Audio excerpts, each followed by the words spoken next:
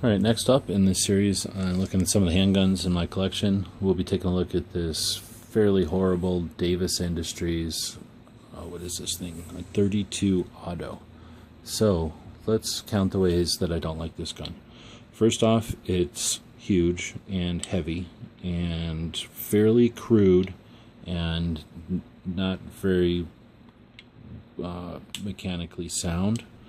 And I'm not being harsh, it's just not the best firearms out there, or it's not an example of the best firearms out there. Having a real bear trying to get this mag out. The mag's catch has such loose tolerances that the mag is slipping down.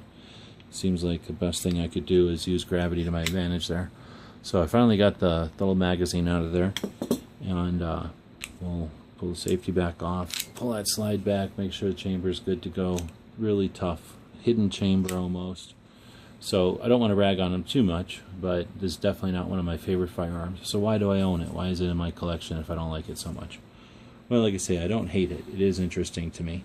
So let's start out with some other gun in the collection, and we'll work our way back to this Davis and why I own it.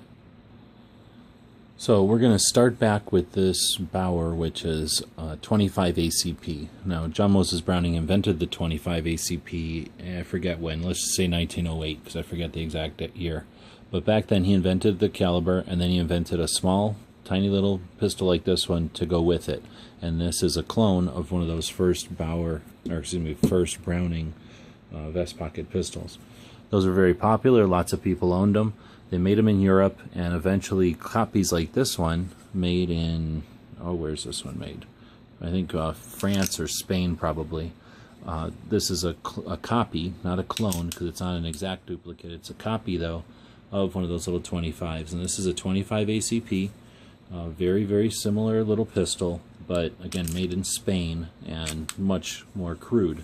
This would be an example of a Saturday Night Special. Not the ultimate example, but in this collection here, this is an example of a Saturday Night Special.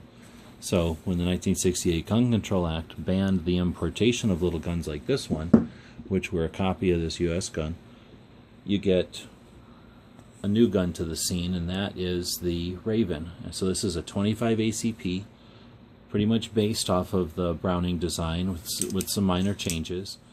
Still a 6-shot 25 ACP, and George Jennings, the guy that created the gun and the company, eventually went along and had some children and some design changes. So first let's talk about one of the design changes. So as the gun evolves, we can see that the side serrations change a little bit, but otherwise the gun looks for the most part the same as those originals.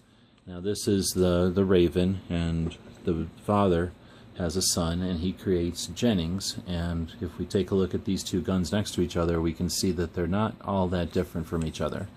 Now, I'm not going to get into all the minute details, but we can say that generally this is a 25 ACP, and most of the Jennings started out being 22 long rifles. So the son took the dad's design and scaled it down a little bit into a 22, and then later a 25.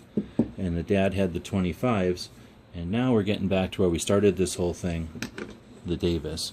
So the dad had a daughter, and the daughter married was it the office manager or the factory manager or somebody like that of Raven, and they started a company called Davis Industries. So that's what we're looking at here, is a 32 ACP, so a scaled up version of the 25 ACP, the Raven. So that's where we get to this Davis. And because I'm a big fan of, I started out researching the Ravens, which then later became Phoenix.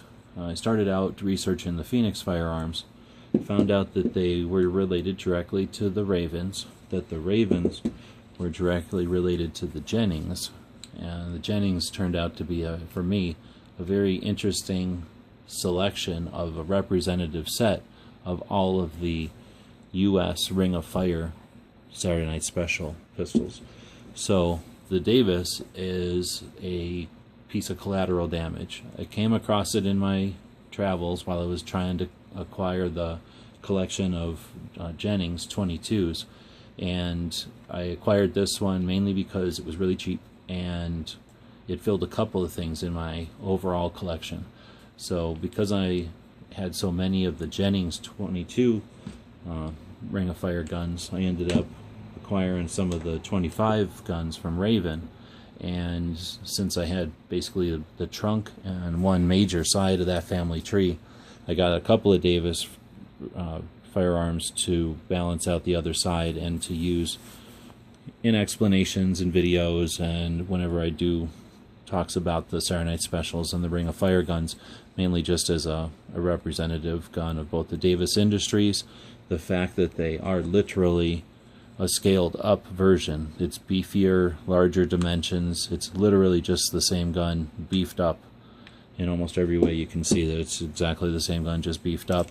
And then it's also a 32 ACP, which is kind of a weird round that I don't own very many 32 ACPs. This, I guess, would be one of them. So not that that's a critical thing to have in a collection, but when you have a lot of obscure guns, it means I'm out there dealing with people that have obscure things, such as 32 ACP ammo, and at least now I have a gun that potentially could shoot the ammo if I could, let's say, acquire some cheap or free.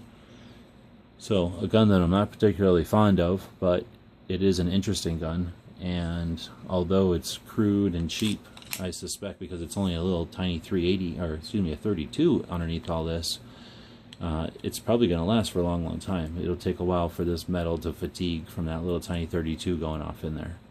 But this mag catch, wow, it really needs some work. So this is the kind of gun that if I had any inclination to gunsmith on an old Ring of Fire gun, this one is in some need of that. But otherwise, that's one of the guns in the collection, and that's what we're doing, is taking a look at those. So let us know in the comments what you thought of this video or the series in general, wherever you happen to see the videos. And as always, thanks for watching.